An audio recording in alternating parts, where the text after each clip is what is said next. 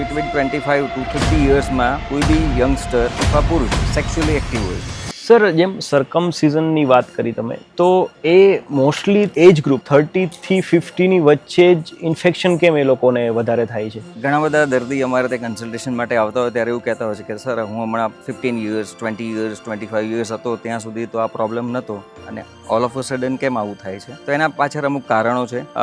સૌથી પહેલું કારણ એ છે કે બિટવીન 25 to 50 યર્સમાં કોઈ બી યંગસ્ટર અથવા પુરુષ સેક્સ્યુઅલી એક્ટિવ હોય છે. અને જ્યારે તમે સેક્સ્યુઅલી એક્ટિવ હોય ત્યારે તમને નાની મોટી ઇન્જરી થઈ શકે, પ્લસ તમારું એક્સપોઝર વધારે હોય. આ એજ ગ્રુપમાં ડાયાબિટીસ પણ કોમન છે. એટલે ડાયાબિટીસ હોય અને જો તમને યુરિનમાં ઇન્ફેક્શન થાય તો એ ઇન્ફેક્શન તમારી ફોર સ્કિનમાં થઈ શકતું હોય છે અને ફોર સ્કિનમાં ઇન્ફેક્શન થાય એટલે ફ્યુમોસિસ થાય. સો એના કારણે પણ ઓલ ઓફ અ સડન આ ઓપરેશન કરવાની શક્યતાઓ વધી જાય છે. એવી રીતે અમુક સ્કિન કન્ડિશન આ એજ ગ્રુપમાં કોમન છે, જેમ કે BX કે જેની અંદર સ્કિનની ઇલાસ્ટિસિટી ઓછી થઈ જાય. એવી રીતે અમુક લોકોને હાઇજીનનો પ્રોબ્લેમ આપણા ઇન્ડિયન કલ્ચરમાં બહુ મોટો પ્રોબ્લેમ છે, કારણ કે ઘણા બધા ઇવન યંગસ્ટર હોય, એજ્યુકેટેડ હોય, એ લોકો પણ એની પ્રોપર હાઇજીન નથી મેન્ટેન કરતા અને તમે હાઇજીન મેન્ટેન ના કરતા હોય એટલે તમને ઇન્ફેક્શન થવાની શક્યતાઓ વધી છે. પ્લસ ઘણીવાર અમુક લોકોને એલર્જી હોય, જેમ કે કોન્ડમ જે યુઝ કરતા હોય એની એલર્જી હોય તો એના કારણે ઇન્ફેક્શન થાય. તો આ જે બધા ફેક્ટર્સ છે, આ બધા જ ફેક્ટર્સ ઓલમોસ્ટ 25 to 50 યર્સમાં વધારે કોમન છે. સો આ એજ ગ્રુપમાં મેક્સિમમ પ્રોબ્લેમ થતા હોય છે સ્કિનના રિલેટેડ અને એટલા માટે આપણે ઓપરેશન વધારે આવે.